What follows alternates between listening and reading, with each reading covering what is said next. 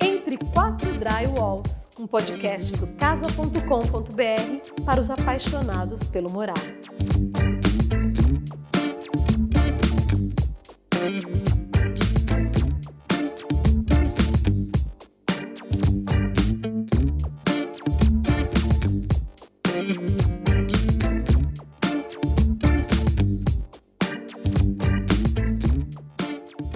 Você está ouvindo o terceiro episódio da série Design Autoral, do podcast Entre Quatro Drywalls, que é do portal Casa. Você pode ouvir este podcast tanto no Spotify quanto no YouTube. E aí sim você pode ver inclusive os rostinhos das pessoas que estão aqui conosco. Nós já tivemos 2 episódios. O primeiro foi com Renato Imbroise, o segundo foi com Marisa Ota. E hoje a gente tem uma conversa animada com 3 designers. Eles vão nos falar um pouquinho sobre o mercado do design autoral, como é que ele vem se transformando, e a gente vai até conceituar o que é o design autoral. Pelo jeito, cada um aqui nessa sala tem uma maneira diferente de conceituar esse assunto sobre o qual temos falado no mês de fevereiro. De um lado temos Luiz Pedrazzi, que foi uma das primeiras pessoas que a gente pensou quando foi falar sobre design autoral. Então, que já está aí há um tempo falando sobre a importância de imprimir uma característica, uma personalidade, uma história nas suas peças, mais do que apenas um nome. Obrigado, não é? que honra. A gente também vai ter, não é? É verdade, depois a gente vai comentar sobre isso. O que é ser um design autoral? O Luiz vai nos dizer. A gente tem também 2 designers jovens. Elas cresceram entendendo já o design como uma forma de expressão. Estou com a Luísa Toldi, que se uniu agora a Nicole, que é sua mãe, inicialmente fazendo alguns desenhos para as peças, e hoje se expressa com muita poesia nas peças que assina. Falando em poesia também, a gente fala sobre Nara Ota, que é filha da Marisa Ota, e que tem peças muito lúdicas, inspiradoras, que a gente conheceu em muitos dos ambientes de casa-cor, inclusive, muitas peças escolhidas pelos profissionais. Tanto a Luísa quanto a Nara já cresceram e ouviam falar de design no café da manhã, embora a gente tenha uma história diferente que a Luísa vai nos contar sobre o trabalho que a Nicole veio desenvolvendo. Então, primeiro eu agradeço vocês de terem participado, de virem participar. Eles não sabiam que teria vídeo também, então assim, não era um programa de rádio? É um programa de rádio, mas também vamos mostrar esses rostos aí. E eu vou começar com você então, Luiz, falando um pouco sobre isso. O que é o universo do design autoral? A gente dá esse nome, em que medida o design autoral se diferencia quando a gente fala só sobre design? Começa com você, que é a mais difícil, é para você. Premiado, né? Premiado. O design autoral, ele traz mais atributos do que o design em si, vamos assim começar a dizer, né? Eu acho que o design vinha de ser uma solução, de juntar uma forma com uma função e criar um objeto, né? Através do equilíbrio, de uma maneira competente, bela, etc. Tinha um monte de atributos. O design autoral, eu acho que é uma coisa bem mais remota até, mas eu acho que começou-se a se falar mais na década de 60 e também os designers, que na época a maioria vinha de formação das universidades de arquitetura, também começaram a refletir muito sobre isso. O Bruno Munari deixou uma pérola, né, na década de 60, que é o Design as Art, né, que ele escreveu em 1966, e você teve toda aquela geração de designers trabalhando e pensando muito, né, o design, além daquela concepção tradicional que existia do design. Então, quando você pega aquela banqueta do Pier Castiglione, que ele tira aquele assento de plástico de um trator e coloca aquela forma daquela estrutura metálica que a primeira vez que você vê, você até duvida do equilíbrio, não? Aquilo ele já está falando de um design autoral muito sofisticado. E como um monte de outros dessa época da década de 60, se você pega o Gaetano Pesce, quando ele faz aquela poltrona up, né? Que é aquela coisa incrível, né? Ele transcende o design do que era aquela necessidade básica anterior. Você já vai vendo que o design já está mais ligado à arte e a outras disciplinas. E aí você tem, a partir disso, você tem vários profissionais, vários grupos, né? Se você pega, por exemplo, o Memphis na década de 80, né? Um design extremamente autoral. E para te dar mais um exemplo, por exemplo, que faleceu recentemente, o Ingo Maurer, né? Que tem um trabalho lindíssimo de iluminação, um cara que dedicou praticamente a carreira inteira ao design autoral. Então, eu acho que é uma forma de se expressar que traz elementos mais lúdicos, que traz essa conversa com a arte, que provoca pensamentos, que provoca emoções, sensações, uma surpresa, né? Então, eu acho que o design autoral tem esses atributos de... Sim, eu incluo ali uma personalidade que fica muito... É uma impressão de personalidade que é inconfundível praticamente, porque quando você pega ali uma peça ou do Mendini ou de um Ingo Maurer, talvez você tenha ali, é inconfundível, você sabe que é deles. Pode ser por aí. Você não é apenas tem um nome impresso numa cadeira. Aquela cadeira começa a ter uma voz. Exato. Que é a voz do até seu algum autor. Storytelling, né? Que hoje em dia, todo mundo se fala tanto nisso, acho que o design autoral também traz, assim, muitas vezes, um storytelling, né? Da história profissional da pessoa, do background, às vezes até das influências de infância, é um monte de coisa, né? Que você junta ali na hora do processo criativo. E em que momento você, como um criador, pensou, o que eu faço não é apenas design, é design autoral? Houve esse clique na sua vida, ou desde que você começou a trabalhar, seu intuito já era começar fazendo algo que tivesse uma personalidade muito própria e que pudesse considerar design autoral? Eu acho que sim, eu acho que eu tinha essa intenção, porque eu vinha de um background que tinha estudado arquitetura e arte, não era propriamente, não tinha estudado design industrial, eu me interessei pelo tema do design, me apaixonei, fui estudar, trabalhar com isso. E acho que quando eu comecei a fazer, eu tinha essa intenção de fazer, mas depois o trabalho mudou muito por causa do mercado, por causa das necessidades também do mercado, que não para de mudar o tempo todo. Mas eu acho que existia uma intenção, não sei se existia uma consciência assim plena, mas eu acho que já existia uma intenção, porque quando eu comecei a fazer eu não tinha intenção de fazer, sabia que eu não estava fazendo design industrial, né? Porque design industrial também é uma linguagem bem específica. Então, eu sabia que eu estava misturando os elementos do design com alguma coisa de trabalho de artesão, com arte, com questões de arte.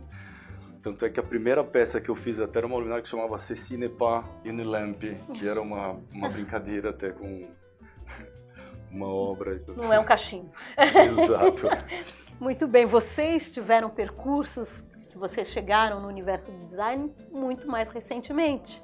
Então, vocês tiveram percursos, no seu caso, sua mãe tinha loja, quer dizer, está ligada à Paralela.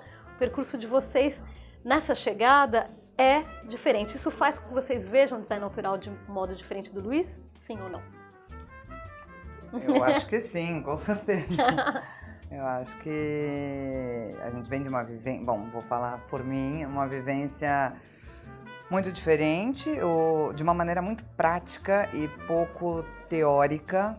Eu venho de outra área, eu tenho outros estudos, eu venho do cinema, enfim, a minha parte teórica estava desassociada do design a partir do momento que eu comecei a trabalhar com minha mãe. Minha mãe começou a fazer uma aula de cerâmica de maneira super despretensiosa, ela sempre foi muito artista em tudo que ela faz. Ela sempre fez as casas dela, de maneira muito intuitiva ela fazia as coisas. Ela não tinha arquiteto, ela ia desenhando a casa e fazendo, ela fazia paisagismo também, sem muito curso, e uma coisa muito inata dela realmente. Então tudo se deu de maneira muito orgânica. Eu cheguei, o trabalho dela estava começando e eu fui entendendo que aquilo era um super potencial, que ela fazia meio ela estava se descobrindo, ia meio numa mistura de tudo, mas enfim, aquilo não tinha nome de design. A gente começou a participar das feiras com o intuito de mostrar a cara do que a gente tinha. Falando, mãe, vamos participar. Ela começou com a Marisa, na Paralela lá atrás, fazer a primeira, com um trabalho super diferente do que é hoje em dia. E aí a gente começou a pesquisar as outras feiras também, vamos fazer uma feira fora, agora a primeira vez esse ano, vamos participar de várias feiras novas também, da Paralela, vamos continuar, que a gente se dá muito bem aí. Mas enfim, começamos a entrar num mercado de design sem saber.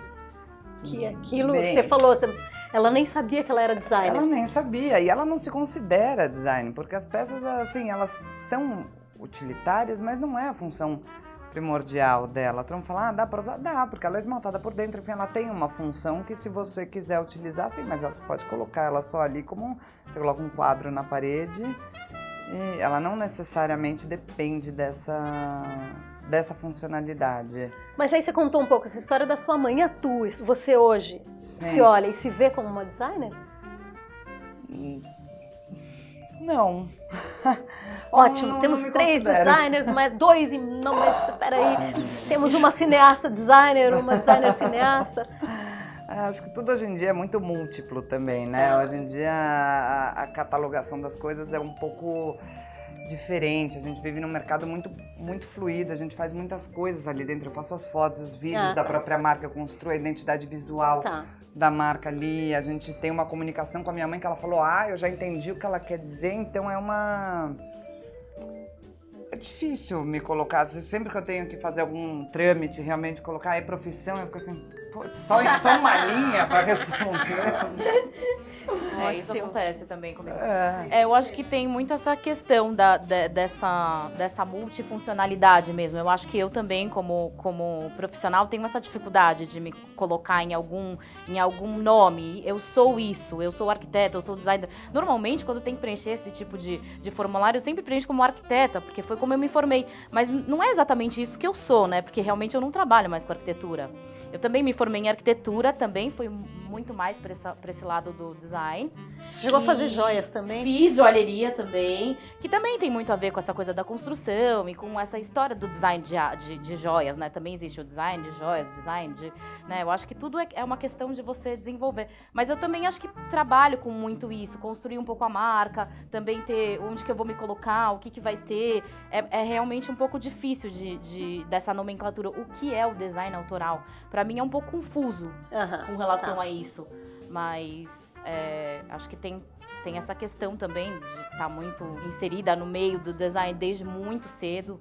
Eu lembro da minha mãe com a Zona D, assim, com 7 anos de idade. Eu lembro do Pedrazzi com as peças dele, do Lego, da luminária, etc. São coisas que ficaram muito na minha memória. Então eu acho que eu fui caminhando por uma história que entrou dentro de mim, né? Não foi muito bem uma coisa muito planejada, né? Aconteceu e aí eu posso te dizer que eu realmente não sei se eu sou designer ou se eu sou, sei lá, multitarefas. Interessante isso. Agora, tem uma coisa que vocês falando, que eu comecei a pensar, porque estou olhando para você e pensei na figura de linguagem, que acho que é a metonímia, que você toma parte pelo todo, etc e tal, dá o nome de uma coisa. Enfim, o fato é, em casa eu tenho uma Naraota.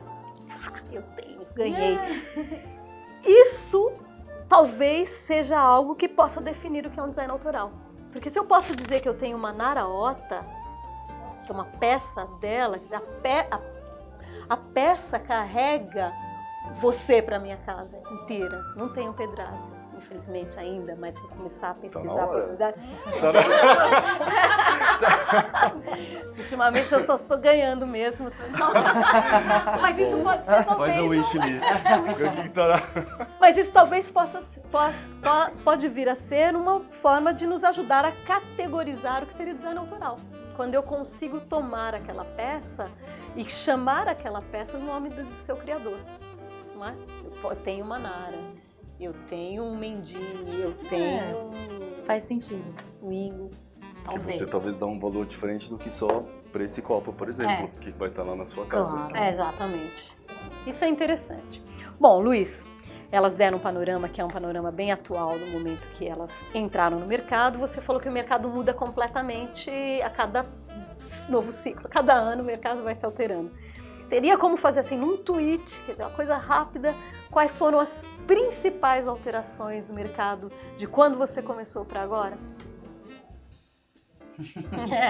Deve já ter alteração de quando você começou para agora. Imagina de quando De ele ontem para começou. hoje. Quantidade de lojas, maneira como as pessoas consomem design, como elas consomem arte também, maneira de distribuir e de comunicar as suas novidades.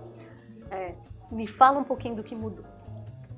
Não, acho que o mercado cresceu bastante, né? Tanto é que tinha super poucas lojas, né? Se for pegar 20 anos, 20 anos atrás, era a Zona D, Benedict, tinha uma casa, tinha outras até que já fecharam. Tão fácil fazer produção nessa época.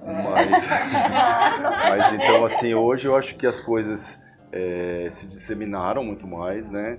Acho que aumentou, realmente o design está a cada dia mais, né, presente no dia a dia das pessoas, de diversas formas, né?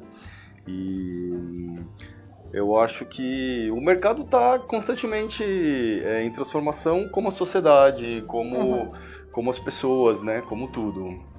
Então, eu acho que o Brasil, por ser um país muito grande, apesar de ter uma porcentagem muito pequena da população que consome esse tipo de design, eu ainda acho que somos sortudos, porque essa é uma porcentagem pequena, mas é uma população grande ainda, tanto é que a gente tem todos os estados, todas as grandes cidades têm lojas de design, galerias de design que se dedicam a esse tipo de produto, produto que é mais elaborado, mais sofisticado, também muitas vezes é um produto que tem um preço, um valor agregado mais alto, porque é produzido em quantidades pequenas, é produzido normalmente 1 a 1. Então, assim, acho que o mercado ampliou bastante, mas ainda acho que o tipo de público que consome esse tipo de produto, a maioria ainda é porque tem um profissional trabalhando junto com eles. Então é alguém que tem um arquiteto, que tem um decorador, porque é um investimento também, né? Sim. Quando você vai montar a sua casa e você começa a fazer uma coleção de design autoral, que hoje em dia o mundo é repleto de colecionadores de design também, né? Não é só mais de colecionadores de arte, e muitos museus de arte também se dedicam, têm as suas coleções de design incríveis, né? O MoMA e um monte. Então eu vejo que o público ainda tem muito esse background, que é bacana, né? Também isso. E acho que vai continuar crescendo esse mercado, o interesse cada vez mais. Mas será que hoje, para vocês, aí é uma pergunta para os três, o profissional de arquitetura ainda é o principal multiplicador? O que é que multiplica mais? O Instagram ou o profissional de arquitetura? No meu caso, talvez varia, né? Não sei, no nosso caso é o arquiteto. Eu acho que é o profissional também ainda, é o porque as profissional, lojas são focadas também neles, né? Elas têm uma parceria muito intensa. Com os arquitetos, né? A loja tem essa... E no Instagram, o consumo de imagem, ele é muito grande, mas ele é um fluxo muito alto, e as pessoas veem o que acha bonito, o que não acha, mas não tem uma pausa, um olhar mais crítico, entender o que é aquela peça, num sentido de que o profissional ele é muito importante nesse momento, porque para entender o que tem atrás daquela peça. Quando eu começo a explicar e falar o processo, como aquela peça, o tempo que leva para aquela peça ficar pronta, que tudo ali é feito à mão, de que as pessoas chegam e falam, mas por que custa isso? Eu começo a contar a história, as pessoas entendem, sabe? Aí fala, ok, agora... Então esse entendimento ainda tem gente que bate o olho e sabe, mas a grande maioria precisa de contar essa história, né? O storytelling que você está falando, essa história precisa ser contada, precisa ser passada adiante, porque o valor da peça tá nisso. Tá, pelo menos na nossa, tá no fazer manual. Né? São peças completamente artesanais, então o valor vem daí. Então o profissional ele é super importante nessa ponte entre o consumidor e... No seu caso, como eu falei, é engraçado. Vem dos arquitetos.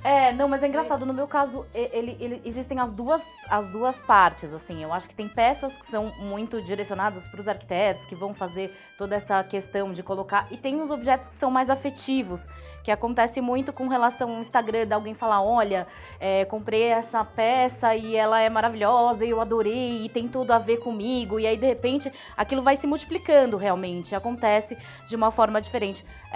existem as duas fontes, assim, eu não sei te dizer qual que é que funciona melhor, mas acho que depende muito do objeto. Do tipo de objeto. Tem essa coisa afetiva que funciona muito por uma compra mais, sei lá, visual, talvez por uma declaração de alguém que diga, olha, isso aqui Mas já houve o caso de alguém publicar no Instagram e você falar, agora vou ter que aumentar, vou passar 52 noites fabricando, produzindo. Já. O cara já colocou aconteceu. Não, sim, lógico que não nesse volume, mas já aconteceu, sim. De repente, uma pessoa publicar e aquela peça, ela, de repente, num período, dá uma explodida, assim, no momento. Olha, aquilo lá vendeu, sei lá, 3, 4 vezes, 5 vezes mais do que venderia se não tivesse tido aquela publicação. Tem uma outra coisa também nessa mesma linha do mundo digital, que é circula para sempre. Não é como a revista que fazia um boom e a revista depois era arquivada, jogada fora. No mundo digital eu posso acessar uma publicação com uma peça tua daqui 2 anos e talvez você não trabalhe mais com aquela peça. Sim. Acontece com você também?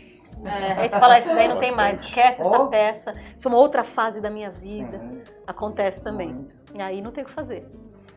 Ou tem? Ou você pode reeditar a peça, né?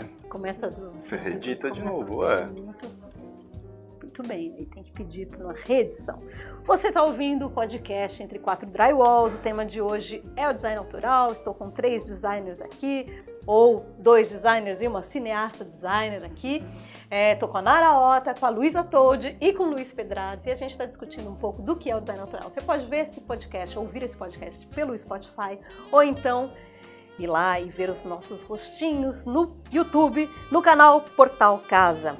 A gente já falou um pouquinho sobre trajetória, agora a gente vai falar sobre mecenas. Discutimos no break sobre como queremos ter um mecenas, como desejamos um mecenas.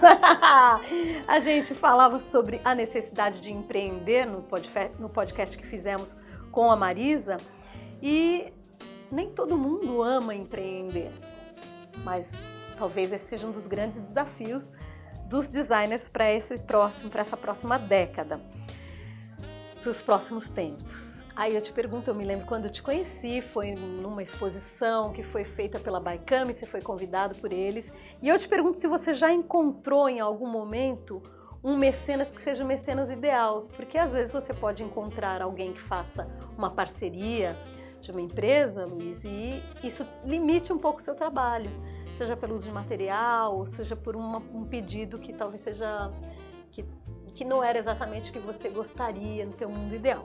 Você já encontrou esse mecenas que deixa você exercer sua autoria sem limite? Se sim, quem é essa pessoa? Pode dar telefone, todos os contatos?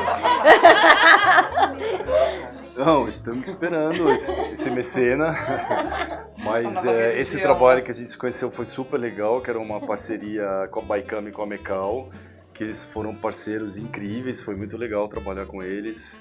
O resultado também ficou fantástico, mas esse mecena ideal ainda está no ideal, é utópico por enquanto, mas O que seria? Alguém que te dá o dinheiro e fala, faça, crie, invente. Às eu vezes acho que só o fato da pessoa dar um briefing e não te colocar limite, nenhum tipo de limite, nem limite financeiro, nem limite tecnológico, nem limite, né, nenhum tipo de limite, realmente seria algo fantástico. Ainda não...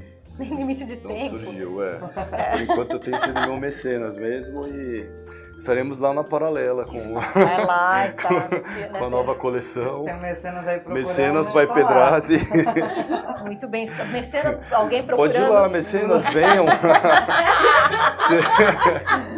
Venham, é ótimo. Mas você estabeleceu muitas parcerias ao longo dessa tua carreira. É muito legal trabalhar com parceiros, com outras pessoas. Mesmo criar junto com as empresas, quando você está desenhando para uma fábrica ou para uma indústria, é sempre uma coisa muito legal, porque tem outras cabeças ali discutindo, encontrando soluções, é um processo bem legal, bem produtivo. Muito bom. Agora, para as meninas, a pergunta é se elas já se esbarraram nos seus próprios limites, no sentido de alguém te pedir alguma coisa e você falar, Luísa, falar, não faço, isso eu não faço, está fora do que eu gosto de criar. Já aconteceu com você? Você já porque são jovens, estão no início. No início a gente costuma, às vezes, até ser um pouco mais flexível. Tô vendo que não é o caso de vocês. Luísa falou, quê? Não. Eu acho que, bom, primeiro que meu trabalho não é o trabalho da minha mãe, né? Então, nosso trabalho em conjunto, e ela tem uma linguagem que foi se construindo ao longo dos anos e hoje em dia chegou... Ela é muito... Se eu deixar minha mãe, ela cria uma coleção por dia, assim, é uma loucura, ela não para, a mente daquela mulher e aí eu falo, não, calma, vamos organizar, porque eu tenho que apresentar um catálogo, né? Eu tenho que conversar com os clientes, eu tenho que colocar preço e código nas peças, então chega, se for deixando, eu falo, mãe, tem mais de 300 peças no catálogo, não dá. Então, claro, pedem coisas mas pedem muito sem saber também do processo, né? Perguntam muito se a gente usa cor. Você não pode fazer a peça verde? Não, a gente trabalha com a porcelana só em cru, realmente, porque a gente trabalha as texturas, enfim, é outro... Então, acho que tem mais é bem livre dentro da nossa mente e o cliente... Ele vai ter que se encaixar nessa liberdade da mente de vocês. Nossa liberdade, exato. Muito bem, e você? Qual é a abertura que você tem para alterações quando... Porque a gente está falando muito mais do que o mercado absorver ou não uma peça. A gente está falando de parcerias e de pedidos específicos que você pode aceitar ou não. Eu tenho uma grande dificuldade de dar limites. Eu sou uma pessoa que não sabe fazer isso, assim, na vida, inclusive. Então, eu acho que é um problema, assim. Eu já me deparei com grandes problemas por ter aceitado, assim, certas coisas e falar, não, eu vou desenvolver, tudo bem. E aquilo não dá certo, porque a pessoa imaginou uma coisa e você apresenta outra. E, de repente, a pessoa não conseguiu te direcionar o suficiente para dizer, olha, era isso que eu queria. Ela te deixou um pouco livre, e, de repente, ela falou, não, mas não é. E aí, aquilo fica muito complicado, né? Eu acho que eu tenho uma grande dificuldade de conseguir dizer, não, isso aqui não é pra mim. Tá. Acontece bastante. Então, ao contrário. Porque muita gente procura. Hoje mesmo me procurou uma menina de joias, enfim, é muito comum procurar. Algumas parcerias existem, a gente não é tão antissocial assim. Eu acho super legal o processo de colaborações mas tem muito desentendimento, né? Acho que a gente vive numa era de um desentendimento absurdo. A gente tem muitos meios de comunicação e a falta de entendimento é cada vez maior, né? Muito louco. Sim. E as pessoas têm dificuldade de maneira geral, quando tem muitas opções, e o mundo hoje é muito cheio de opções, é mais difícil fazer briefing. Sim. E é uma coisa que eu acho que eu devia ensinar na escola. Como fazer briefing. Pega muita referência que viu na internet, né? Tem muitas coisas vazias de conteúdo, assim, puramente estética, isso... E aí, se não te toca, é difícil você fazer, né? Também uma coisa que não... Acho que tem que ser... Quando tem uma colaboração, acho que ela tem que ser bem profunda, porque senão... Normalmente não dá certo. Quando é uma coisa mais superficial. Quando é mais superficial, exatamente. Essa pergunta que eu fiz agora, ela tinha um resumo que era muito, muito mais malvado, que era, todo homem tem seu preço? Era essa a pergunta, na verdade. Já tô vendo que não. Então era meio por aí. Agora, Luiz, você falou que esse mecena ideal ainda não foi encontrado, mas se você tivesse que analisar... Ou foi? Eu acho que, na verdade, eu acho que na prática, se falar de um mecenas ideal é muito utópico, mas eu acho assim que cada fábrica, por exemplo, cada indústria que também abre a porta para um designer desenvolver um produto, para desenvolver uma peça nova e dar essa liberdade criativa, coloca toda aquela tecnologia, aquela mão de obra que ele tem em prol do designer, para que ele já é de certa forma um mecena ideal. Então eu acho que também vejo em cada parceiro que aparece, que acredita no meu trabalho, eu vejo um mecena ideal, né? Falando de uma maneira mais séria agora, que a gente estava brincando, claro, mas eu acho que isso também está crescendo muito no Brasil, esse mercado. Acho que as fábricas, as indústrias estão cada vez mais se interessando por trabalhar junto com os designers e também estão conseguindo resultados super interessantes. Isso é legal. Então... São caminhos completamente diferentes, né? Assim, A gente é a nossa própria fábrica, que é um ateliê relativamente pequeno, né? São caminhos. Também tem um ateliê lá no estúdio, a gente tem um ateliê e também tem a parte do design que é todo no computador, nos softwares, a gente faz os renders e desenhos técnicos, mas também tem a parte que é bem autoral, que a gente faz lá, coisas, então tem as duas vertentes, assim. E sai também peças únicas, assim, lá do ateliê, então a gente tem várias... Múltiplo. Agora, bom, então eu vou fazer um exercício que uma vez um antigo chefe fez com a gente, que era, daqui 5 anos, o que seria o mundo ideal para você? O que você gostaria que acontecesse com a sua empresa? Hoje eu acho que 5 anos é muito tempo, mas eu queria que você me falasse, Luiz, o que seria o mundo ideal para você? O que seria o seu grande sonho? Baseado no que já aconteceu na tua carreira, uma coisa que você gostaria que acontecesse agora para você. Fosse encontrado por uma empresa tal, multinacional, que te pedisse uma peça sim ou não, fosse convidado para participar de um salão satélite, o que é que... Cada um vai ter que fazer esse exercício. O que seria a coisa que você mais desejaria neste momento dentro do teu trabalho? Bom, tem uma lista de empresas, de marcas que eu gostaria de ter os produtos desenhados lá, né? Italianas, suíças, alemãs, dinamarquesas, americanas, tudo isso. Seria muito legal, né? Trabalhar com essas empresas internacionais, assim, que tem recursos, assim, fantásticos. Isso seria não diria um objetivo, mas uma coisa que ia te deixar bem feliz. Sim. Luiz, e de qualquer maneira, continuar com o meu trabalho do jeito que está agora, também com os clientes, com as lojas parceiras que eu tenho, com as galerias, em si também eu já estou feliz e se continuar assim nos próximos 5 anos também. Ótimo. Tá super feliz, tá ótimo. Muito bom, muito bom. É um taurino, acho, é um taurino que mantém ali mais ou menos as coisas no fluxo que elas estão hoje acontecendo. Não sou taurino. Não. Mas essa seria a ideia. E você, Luísa? Não, eu sendo bem sincera, falando... Luísa, aqui, o meu trabalho hoje em dia, ele é muito em conjunto com a minha mãe. É um trabalho da minha mãe, a técnica da minha mãe, e eu tô num caminhar junto com ela. O trabalho mudou muito desde que eu entrei, eu acho que, enfim, caminho longo, mas eu ainda tô num processo de descobrimento pleno, assim. Então, falar o que eu quero pra mim dentro... Eu consigo pensar em ideais para a marca que a gente tem hoje, que são as feiras no exterior, que a gente está começando a fazer.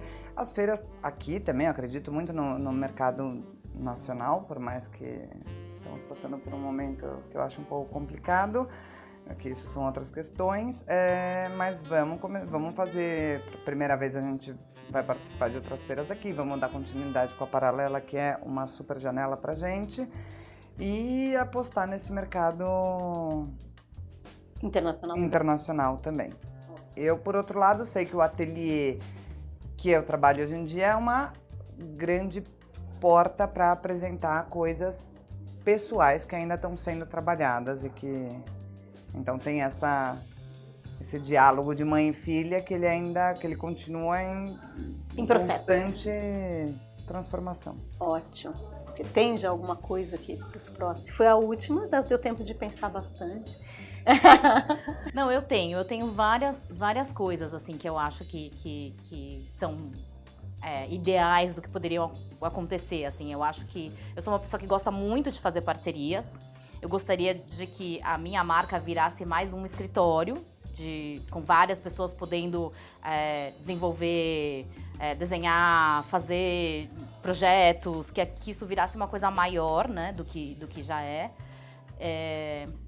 E gostaria que fosse mais organizado, né, com relação a, tipo, poder ter uma empresa mais consistente, assim, realmente não ser essa empreendedora que tem que dar conta de tudo e poder ter, tipo, vários setores, tudo organizado, ter isso como uma coisa mais certinha, assim. E talvez poder se dedicar mais ao processo criação, criativo. exatamente, do que ter que pensar em todos os outros processos que acabam atrapalhando muito nessa parte da criação. Muito bem. Os 3 estarão na Paralela, então poderemos ver suas peças na Paralela, as peças de vocês na Paralela entre os dias ou quando esse podcast for ao ar, é muito provável que a Paralela já tenha acontecido dia 12, 13 e 14 de fevereiro, mas é possível encontrar vocês também pelo Instagram e vocês devem ter sites. Então aí eu vou pedir um pouquinho para vocês contarem qual é no que estão trabalhando neste momento, no que apresentaram na Paralela e quais são os contatos para que as pessoas possam encontrar vocês. Luiz. Eu vou estar apresentando alguns móveis novos, que misturam algumas técnicas, inclusive alguns têm umas peças de vidro sopradas em cima dos próprios móveis, que se misturam com os móveis. E vou continuar o trabalho também com o vidro soprado artesanalmente, que eu comecei ano passado e virou uma paixão, né? Eu já estava trabalhando anteriormente com os vidros de borosilicato. E aí tem outras coisas também já das linhas anteriores, que a gente sempre lança uma coleção nova e mantém também uma coleção de uma seleção das coleções anteriores, né? Que são peças que vão ficando, né? Como se fossem os clássicos, assim. Então é mais ou menos isso. O melhor jeito de te encontrar hoje é pelo Instagram? É o Instagram, @luiz_pedrazzi, Pedrazzi. Ok, então fácil encontrar o Luiz. Luísa. Acho que um pouco parecido, a gente mantém as peças, são muitas coleções, né? A gente trabalha, acho que são 8 coleções, então a gente faz uma seleção das nossas queridinhas de cada coleção. E leva, que são peças que a gente sabe que tem muita demanda, e a gente não vai lançar uma coleção nova nessa edição, mas vamos trazer peças novas dentro das coleções já existentes. Então todas as coleções vão ter novidades. Acho que a gente vai trazer um total de umas 8 peças novas. Bacana. Site ou Instagram é o melhor jeito para contactar vocês? Instagram e comunicar por e-mail. No Instagram é @Nicole _ fala underline ainda hoje em dia? _Toldi. @Nicole Toldi. Nicole é o nome da mãe da Luísa. Você, Nara, qual o melhor jeito de te encontrar e o que você apresenta esse ano? Eu vou apresentar esse ano uma parceria com um artesão que trabalha com pedras. São pedras naturais, de origem brasileira, que acho que vai ser a maior novidade assim, maior que vai ter nessa feira agora, esse lançamento.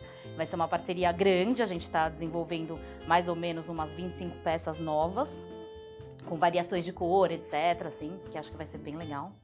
E acho que é onde me encontrar também, no Instagram, @naraotadesign. Ótimo. Bom, quero agradecer vocês. A gente tinha coisas, ainda tinha muito para falar. E talvez quem sabe a gente não se encontra na Paralela para falar sobre outros assuntos que ficaram. A gente ia falar sobre avanço da China, por exemplo. A gente ia falar sobre outras questões que a gente pode tratar em outros momentos. Muito obrigada, Nara, por ter vindo. Muito obrigada, Luiz. Muito obrigada, Luiz, por terem me ensinado um pouco uma melhor maneira de ver o que é o design autoral. Acho que saio desse podcast pensando um pouquinho diferente do que eu pensava nos 2 anteriores. Então, foi muito bom conhecer a Luísa, muito bom reencontrar vocês. E a gente se vê na Paralela. E não só na Paralela. Eu vejo nos ambientes de Casa Cor as tuas peças, mas a gente se encontra ao longo do ano para ir contando um pouco do que vocês estão criando. Fica o compromisso para seguir um pouco mais de perto o trabalho que vocês estão fazendo. Maravilha. Tá bom? Legal, Muito obrigada. Vocês ouviram esse podcast no Spotify. É o Entre 4 Drywalls, o podcast do casa.com.br. Você também pode nos ver no canal do YouTube, o Portal Casa, que vai cobrir a Paralela. Então vocês já encontram vídeos que nós fizemos sobre a feira por lá, para vocês conferirem o que foi lançado nesta edição. Muito obrigada a todos, obrigado a vocês também, obrigado ao pessoal da equipe técnica, então, com Ricardo Coelho e Denis Góes na gravação. Agradeço também o pessoal da Jacarandá, que é a assessoria de imprensa da Paralela, que nos cedeu esse espaço. Muito obrigada. Obrigada. Obrigado. Até mais.